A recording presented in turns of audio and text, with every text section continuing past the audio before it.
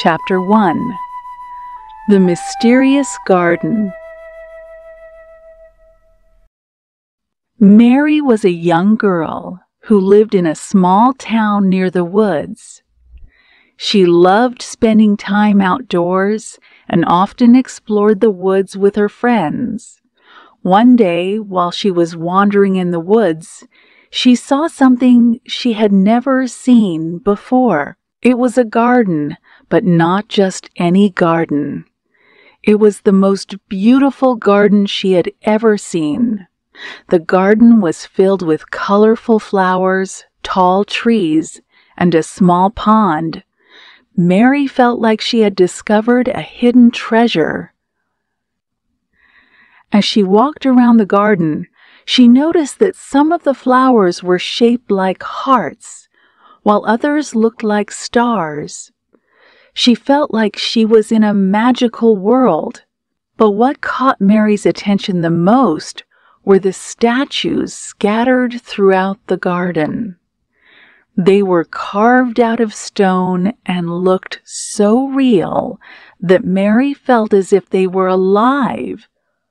She saw a statue of a little girl playing with a butterfly, a statue of a man reading a book, and a statue of a dog chasing a ball. But as she looked closer, she noticed something strange. Some of the statues looked sad, while others seemed to be frozen in fear.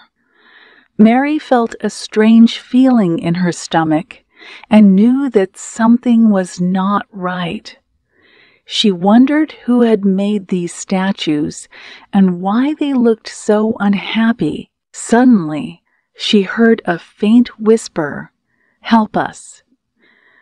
Mary looked around but couldn't see anyone. She realized that the voice was coming from one of the statues. She walked closer and saw that it was a statue of a little girl who looked like she was about Mary's age. The little girl's eyes were filled with tears, and her hands were clasped together, as if she was praying. Mary felt a sudden urge to help the little girl, but she didn't know how. She decided to come back to the garden the next day with her friends to see if they could figure out what was going on. She was so excited to tell her friends about the garden and show them the statues. As she was leaving the garden, Mary noticed a small plaque near the entrance. It read, "The Garden of Lost Souls." Mary felt a chill run down her spine and wondered what secrets this mysterious garden held. She couldn't wait to find out more. Chapter 2. The Missing Children. The next day, Mary gathered her friends, Alex and Emily, and led them to the garden she had discovered. As they entered the garden, they were in awe of its beauty. The flowers were in full bloom, and the trees provided shade from the hot sun. But as they walked further into the garden, they noticed the sad and scared expressions on some of the statues. "What's wrong with them?" asked Emily. "I don't know," said Mary. "But I heard a voice yesterday coming from one of the statues." The three friends looked at each other in confusion, wondering what to do next. Suddenly, they heard the voice again. "Help us," it whispered. Mary led her friends to the statue of the little girl who had spoken to her the day before. They stood in front of the statue, not sure what to do next. Suddenly, the little girl's eyes flickered and her mouth moved. "You can hear me," she said, her voice barely above a whisper. The three friends were stunned. They couldn't believe that the statue was talking to them. "How is this possible?" asked Alex. "I don't know," said Mary, "but we have to help her. She's one of the lost souls in this garden." The little girl told them that she and several other children had been playing in the garden when they had suddenly disappeared. They had been missing for weeks, and nobody had been able to find them. The little girl explained that a wicked sorceress had trapped them in the statues, turning them into stone. "We need to find a way to break the spell and free them," said Mary. The three friends knew they had to act fast. They decided to split up and search the garden for any clues that could help them break the spell. As they searched, they noticed that the flowers near the sad and scared statues were wilted and dying. "Maybe the sorceress is draining their energy," said Emily. The friends realized that they had to revive the flowers to save the lost souls. They started watering the flowers and speaking kind words to them, and soon the flowers started blooming again. As they tended to the flowers, they noticed that the little girl's statue started to glow. The statue started to crack, and the little girl stepped out of it. "Alive and well, you did it," she exclaimed. "You broke the spell." The little girl ran over to her parents, who were searching for her, and hugged them tightly. The three friends felt a sense of joy and accomplishment. They knew they had to free the rest of the lost souls in the garden. Chapter 3: The Wicked Sorceress. Mary, Alex, and Emily continued their search for a way to free the other lost souls trapped in the garden.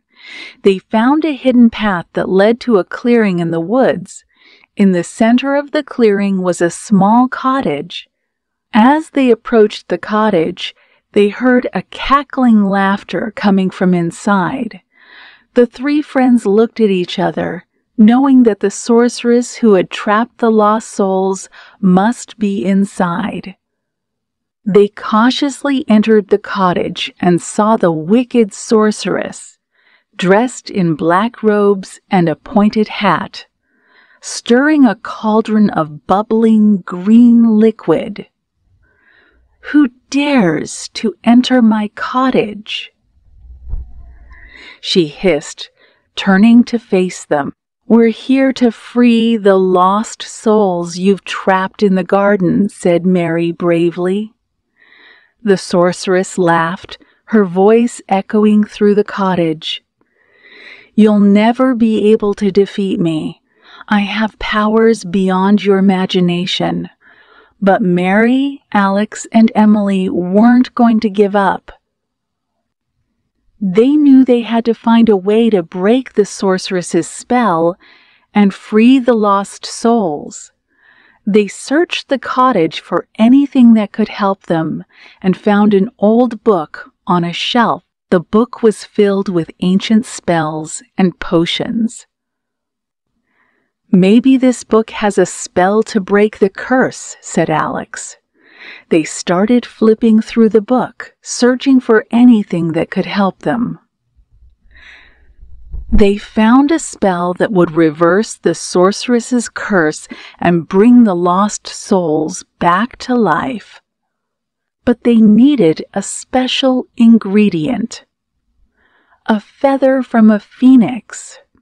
"How are we going to find a feather from a phoenix?" asked Emily. "We have to believe in ourselves and have faith that we'll find what we need," said Mary.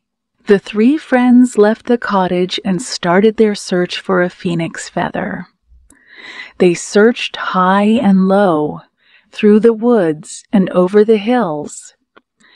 They had almost given up hope when they saw a beautiful bird with bright red and orange feathers. "That's a phoenix!" exclaimed Alex. They watched as the phoenix landed on a tree branch and started preening its feathers.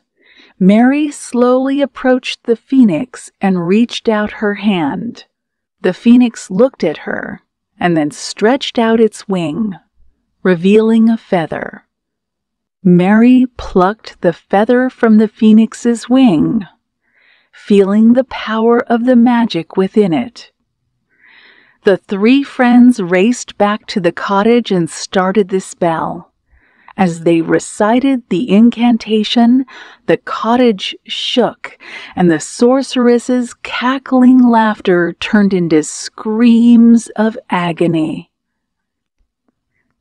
The green liquid in the cauldron turned into a cloud of smoke, and the lost souls were free from their stone prisons.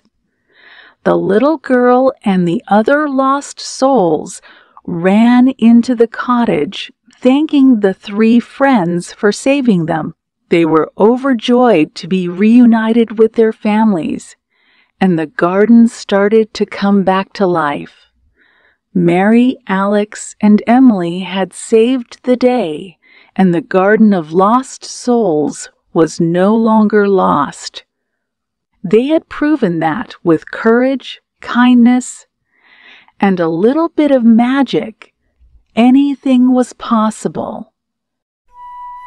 Chapter 4: The Grateful Fairy. As the garden of lost souls slowly came back to life, Mary, Alex, and Emily noticed that something was different. The flowers were brighter, the trees taller, and the animals seemed happier. They looked around, trying to figure out what had changed. Suddenly, a small figure flew out from behind a bush. It was a fairy with wings made of delicate petals and a dress made of leaves.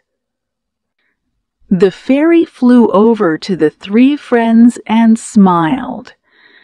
"Thank you for freeing the lost souls from the sorceress's curse," said the fairy. "I've been watching you, and I know that you have the power to make this garden even more beautiful than it was before." The three friends looked at each other, surprised that a fairy was speaking to them. "How can we make the garden more beautiful?" asked Emily. "You have to find the heart of the garden," said the fairy. "It's a magical crystal that can bring life to anything it touches. If you can find it, you can use its power to make this garden the most beautiful place in the world." The three friends agreed to help the fairy find the heart of the garden. They searched high and low through every corner of the garden. They asked the animals and the flowers, but nobody knew where the heart of the garden was. Just when they were about to give up, they saw a small light shining in the distance. They raced over to it and found a crystal the size of a soccer ball, glowing with a soft pink light.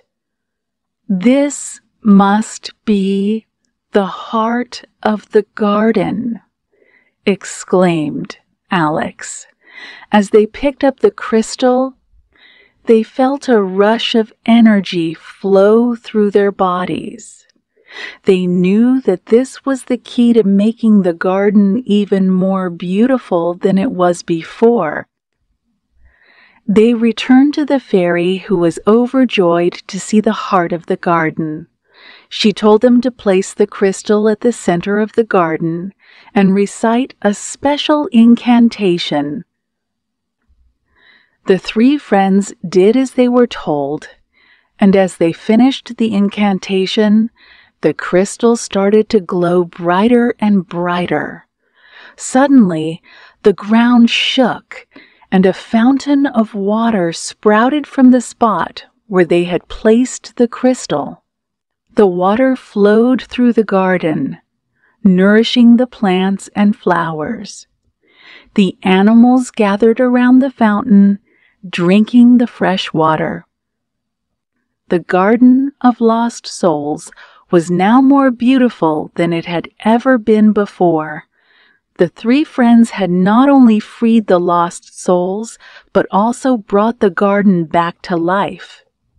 The fairy thanked them and flew off into the sky.